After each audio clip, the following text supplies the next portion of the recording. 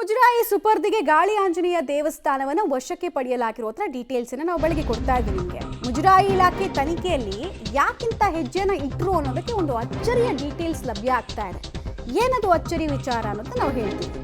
2001ರಿಂದ ಇಲ್ಲಿ ತನಕ ದೇವಸ್ಥಾನಕ್ಕೆ ₹1 ಆದಾಯ ಇಲ್ಲವಂತೆ. 2001ರಿಂದ 2025 ತನಕ ಬಂದ ದುಡ್ಡು ದೇವಸ್ಥಾನದ ನಿರ್ವಹಣೆಗೆ ಖರ್ಚು ಮಾಡಿದ್ದಾರಂತೆ. ಡಿಸಿಗೆ ಸುಳ್ಳು ದಾಖಲೆಯನ್ನ ಆಡಳಿತ ಮಂಡಳಿಯವರು ಸಲ್ಲಿಸಿರುವುದು ಗೊತ್ತಾಗ್ತಾ ಇದೆ.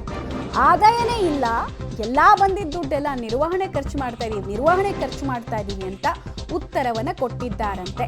ಟ್ರಸ್ಟಿಗಳ ವಿರೋಧದ ಮಧ್ಯೆ ಆಡಳಿತ ಅಧಿಕಾರಿ ಹಾಗೂ ಕಾರ್ಯನಿರ್ವಹಣಾ ಅಧಿಕಾರಿಯನ್ನ ನೇಮಕ ಮಾಡಲಾಗಿದೆ. ಯಾಕೆ ಮಾಡಿದ್ವಿ ಅನ್ನೋದಕ್ಕೆ ಮುಜರಾಯಿ ಸಚಿವರೇ ಉತ್ತರವನ್ನು ಕೊಟ್ಟಿದ್ದಾರೆ ಅಂತೇಳಿ ಹಾಗೂ ಚೇರ್ಮನ್ ಮನೆಯವರು ಆ ಕಾಲದಿಂದ 1916ರಿಂದ ಮೇಂಟೈನ್ ಮಾಡ್ಕೊಂಡು ಬರ್ತಾ ಇದ್ರು ದೇವಸ್ಥಾನನ. ವಾಸೆ ಭಟ್ರು ಕಣ್ಭಟ್ರು ಅಂತೇಳಿ ಇಬ್ರು ಅಣ್ಣ ತಮ್ಮದಿರು 500 ಇಟ್ಬಿಟ್ಟು ಆ ಕಾಲದಲ್ಲಿ ಯಾರೂ ಇರಲಿಲ್ಲ, ಯಾವ ಮುಜರಾಯಿನೂ ಇರಲಿಲ್ಲ, ಯಾವ ಸರ್ಕಾರನೂ ಇರಲಿಲ್ಲ, ಏನೂ ಇರಲಿಲ್ಲ. ಅವತ್ತು ಬ್ಯಾಂಡ್ರಾಯನಪುರದ ಗ್ರಾಮಸ್ಥರು ಮಾತ್ರ ಇದ್ದಿದ್ದು. ಆ ಗ್ರಾಮಸ್ಥರ ನೇತೃತ್ವದಲ್ಲಿ ಇವ್ರನ್ನ ಇಟ್ಬಿಟ್ಟು ಪೂಜೆ ಮಾಡಿಸ್ಕೊಂಡು ಅಲ್ಲಿಂದ ನಡೆಸ್ಕೊಳ್ತಾ ಬಂದರು. ಇವರು ನಾನು ಕೇಳೋದು ಪ್ರಶ್ನೆ ಏನಪ್ಪ ಮುಜರಾಯಿಕೆ ಅಂದರೆ, ಇದು ಯಾವುದೋ ಸಣ್ಣ ಪುಟ್ಟ ಕಳ್ತನದ ವಿಷಯನ ತೊಗೊಂಬಂದಿದ್ದಾರೆ. ತಿರುಪತಿಲಿ ನಡೀತಾ ಇಲ್ವಾ ಇದು? ಮೇಲ್ಕೋಟೆಯಲ್ಲಿ ನಡೀತಾ ಇಲ್ವಾ ಇದು? ಮುಜರಾಯಿ ಇಲಾಖೆಯಲ್ಲಿ ಇರ್ತಕ್ಕಂಥ ಹ್ಯಾಂಡ್ ಓವರ್ ಇರ್ತಕ್ಕಂಥದ್ದು ನಡೀತಾ ಇಲ್ವಾ? ಎಲ್ಲ ಕಡೆ ನಡೀತಾ ಇದೆ. ಆದರೆ ಇಲ್ಲೇ ಯಾಕೆ ಬಂದರು ಅನ್ನೋದು ಒಂದು ಪ್ರಶ್ನೆ. ಎರಡನೇದು, ಈಗ ಶ್ರೀರಾಮನವಮಿ ಜಾತ್ರೆ ಇಡೀ ಕರ್ನಾಟಕಕ್ಕೆ, ಇಡೀ ದೇಶಕ್ಕೆ ಪ್ರಸಿದ್ಧವಾದಂಥದ್ದು ನಮ್ಮ ಗಾಳಿ ಆಂಜನೇಯ ಸ್ವಾಮಿ ದೇವಸ್ಥಾನದ್ದು. ಅದನ್ನು ಭಾಳ ಅದ್ದೂರಿಯಾಗಿ ನಡೆಸ್ಕೊಂಡು ಹೋಗ್ತಾ ಇದ್ದೀವಿ ನಾವು. ಅದಾದ ನಂತರ ತಿಂಗಳ ಸುಮಾರು ವರ್ಷಗಳಿಂದ, ಅಂದರೆ ನಮ್ಮ ತಾತ ಮುತ್ತಾತನ ಕಾಲದಿಂದ ನಡ್ಕೊಂಡು ಬರ್ತಾರೆ. ಎಲ್ಲ ಟ್ರಸ್ಟೀಸ್ ಇದ್ದಾರೆ. ಏನೋ ಒಂದು ಅಚಾತುರ್ಯ ನಡೆದಿದೆ, ಇಲ್ಲ ಅಂತ ನಾವು ಹೇಳೋದಿಲ್ಲ. ಸಣ್ಣದಾಗಿ ಒಂದು ಬೆರಳು ಗಾಯ ಆಗಿದೆ, ಬೆರಳನ್ನ ಕಟ್ ಮಾಡಿ ಆಚೆ ಹಾಕ್ಬಿಟ್ಟು ಬೇರೆ ಮಾಡಿದ್ದೀವಿ. ನೀವು ಅದನ್ನು ಬಿಟ್ಬಿಟ್ಟು ಕೋರ್ಟಲ್ಲೆಲ್ಲ ಸ್ಕ್ವಾಶ್ ಆಗಿದೆ ಸರ್, ಪ್ರತಿಯೊಂದು ಸ್ಕ್ವಾಶ್ ಆಗಿದೆ ಕೋರ್ಟಲ್ಲಿ. 25 ವರ್ಷದ ಆಡಿಟು. ಡೀಟೇಲ್ಸ್ ಕೊಡ್ತಾರೆ ಮಾರುತಿ ನೇರ ಸಂಪರ್ಕದಲ್ಲಿ ಜಾಯಿನ್ ಆಗ್ತಾ ಇದ್ದಾರೆ. ಮಾರುತಿ, ಇಲ್ಲಿ ಮುಜರಾಯಿ ಇಲಾಖೆಯವ್ರು ಕೊಡ್ತಾ ಇರುವಂತಹ ಡೀಟೇಲ್ಸ್ ಅನ್ನು ನೋಡ್ತಾ ಇದ್ರೆ ಎಲ್ಲಾ ದುಡ್ಡನ್ನ ಹಾಗಾದ್ರೆ ಟ್ರಸ್ಟಿಗಳು ನುಂಗಿ ನೀರು ಕುಡಿದಿದ್ದಾರಾ ಅನ್ನೋ ಅನುಮಾನ ಬರುತ್ತೆ.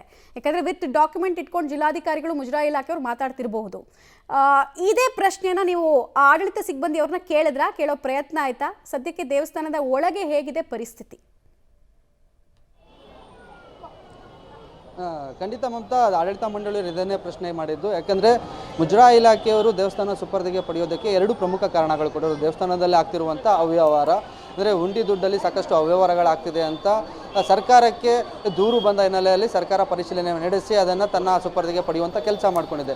ಈ ಬಗ್ಗೆ ಆಡಳಿತ ಮಂಡಳಿಯವರನ್ನ ಪ್ರಶ್ನೆ ಮಾಡಿದಾಗ ಆಡಳಿತ ಮಂಡಳಿಯವರು ಹೇಳ್ತಿರೋದು, ಕಳೆದ 25 ವರ್ಷಗಳಿಂದ ದೇವಸ್ಥಾನಕ್ಕೆ ಎಷ್ಟು ಹಣ ಬಂದಿದೆ ಮತ್ತು ಅದರ ಖರ್ಚು ವೆಚ್ಚಗಳು ಏನು ಮಾಡಿದೆ ಅದು ಸಂಪೂರ್ಣವಾಗಿ ಆಡಿಟಿಂಗ್ ಮಾಡಿಸಿದ್ದೀವಿ. ಅದರ ದಾಖಲೆಗಳನ್ನು ಈಗಾಗಲೇ ಸರ್ಕಾರಕ್ಕೆ ನಾವು ಸಲ್ಲಿಕೆ ಕೂಡ ಮಾಡಿದ್ದೀವಿ. 500 ಪುಟಗಳಿಗೂ ಹೆಚ್ಚು ಪುಟಗಳ ದಾಖಲೆಯನ್ನು ಕೊಟ್ಟಿರುವಂಥದ್ದು. ಇಲ್ಲಿಗೆ ದೇವಸ್ಥಾನಕ್ಕೆ ಬರುವಂಥ ಭಕ್ತರು ಕೊಡುವಂತಹ ಹಣದಿಂದ ನಾವು ದೇವಸ್ಥಾನ ನಿರ್ವಹಣೆ ಮಾಡ್ತಿದ್ದೀವಿ. ನಮ್ಮ ವಂಶ ಪಾರಂಪರೆಯಾಗಿ ಈ ದೇವಸ್ಥಾನದ ಆಡಳಿತ ಮಂಡಳಿಯನ್ನು ನಾವು 11 ಜನ ಟ್ರಸ್ಟಿಗಳು ಮಾಡ್ಕೊಂಡೇನು 1916ರಿಂದ ಅದನ್ನು ಒಂದು ದೇವಸ್ಥಾನಕ್ಕೆ ಸಂಬಂಧಪಟ್ಟಂತೆ ಒಂದು ಬೈಲಾ ಮಾಡಿಕೊಂಡು ಅದರ ಕಾನೂನು ಅಡಿಯಲ್ಲಿ ನಾವು ಆಡಳಿತ ನಡೆಸ್ಕೊಂಡು ಹೋಗ್ತಾ ಇದ್ದೀವಿ. ದೇವಸ್ಥಾನದಲ್ಲಿ ₹1 ಅವ್ಯವಹಾರ ಕೂಡ ಆಗಿಲ್ಲ. ಏನು ಉಂಡಿ ದುಡ್ಡಿನ ಪ್ರಕರಣ ಏನಿದ್ದು ಅದಕ್ಕೆ ಸಂಬಂಧಪಟ್ಟ ದೇವಸ್ಥಾನದ ಒಳಗೆ ಹೇಗಿದೆ ಪರಿಸ್ಥಿತಿ ಅಂತ ಕೂಡ ಹೇಳ್ಬಹುದಾ? ಈಗ ವಿವರಿಸ್ತಾನೆ ಅದನ್ನು ಕೂಡ ತೋರಿಸೋ ಪ್ರಯತ್ನ ಮಾಡಿ. ಖಂಡಿತ ದೇವಸ್ಥಾನದ ಒಳಭಾಗಕ್ಕೂ ನಿಮ್ಮನ್ನ ಕರ್ಕೊಂಡು ಹೋಗ್ತೀನಿ. ಇಲ್ಲಿ ಎಂದಿನಂತೆ ಭಕ್ತರ ಸಂಖ್ಯೆ ಕೂಡ ಹೆಚ್ಚಾಗಿದೆ. ಯಾಕಂದರೆ ಶನಿವಾರ ಆಗಿರೋದ್ರಿಂದ ಶನಿವಾರ ಭಕ್ತರು ಸಹಜವಾಗಿ ಆಂಜನೇಯ ದೇವಾಲಯಕ್ಕೆ ಬರುವಂಥದ್ದು, ಬಂದು ಇಲ್ಲಿ ಪ್ರಸಾದ ವಿನಿಯೋಗ ಏನು ಇದೆ ಅದು ಕೂಡ ನಡೀತಾ ಇದೆ. ಗರ್ಭಗುಡಿಯಲ್ಲಿ ವಿಶೇಷ ದರ್ಶನದ ವ್ಯವಸ್ಥೆ ಇದೆ. ಬಂದಂತಹ ಭಕ್ತರಿಗೆ ಆಡಳಿತ ಮಂಡಳಿಯವರು ಎಲ್ಲಿವರೆಗೂ ಏನು ನಿರ್ವಹಣೆ ಮಾಡ್ಕೊಬರ್ತಿದ್ದೋ ಅದೇ ಆಡಳಿತ ಮಂಡಳಿಯವರು ಪ್ರಸಾದ ವಿನಿಯೋಗ ಕೂಡ ಮಾಡ್ತಿದ್ದಾರೆ. ಯಾವುದೇ ರೀತಿಯ ಭಕ್ತರಿಗೆ ಸಮಸ್ಯೆ ಆಗಬಾರ್ದು ಅನ್ನುವಂಥ ಒಂದು ದೇವಸ್ಥಾನ ಆಡಳಿತ ಮಂಡಳಿ ಆಗಿರ್ಬೋದು. ಮತ್ತು ಇಲ್ಲಿಗೆ ಈಗ ಸರ್ಕಾರ ಸುಪರ್ದಿಗೆ ಪಡೆದ ಹಿನ್ನೆಲೆಯಲ್ಲಿ ಸರ್ಕಾರದ ಅಧಿಕಾರಿಗಳು ಕೂಡ ಭೇಟಿ ಕೊಟ್ಟು ಏನಾದರೂ ಅಹಿತಕರ ಘಟನೆಗಳ ಆಗ್ಬಿಡುತ್ತಾ ಅನ್ನುವಂಥ ಒಂದು ಪರಿಶೀಲನೆ ಕೂಡ ನಡೆಸ್ತಿದ್ದಾರೆ. ಪೊಲೀಸರು ಬಿಗಿ ಭದ್ರತೆ ಕೂಡ ಹೊರಭಾಗದಲ್ಲಿ ನೀಡಿರುವಂಥದ್ದು. ಆಡಳಿತ ಮಂಡಳಿ ಏನಿದೆ ಆ ಆಡಳಿತ ಮಂಡಳಿಯವರೇನೆ ಈ ಹಿಂದೆ ಯಾವ ರೀತಿ ದೇವಸ್ಥಾನವನ್ನು ನಿರ್ವಹಣೆ ನಡೆಸ್ತಾ ಇದ್ರು ಅದೇ ರೀತಿ ನಿರ್ವಹಣೆ ಮಾಡಿಕೊಂಡು ಬರ್ತಾ ಇದ್ದಾರೆ.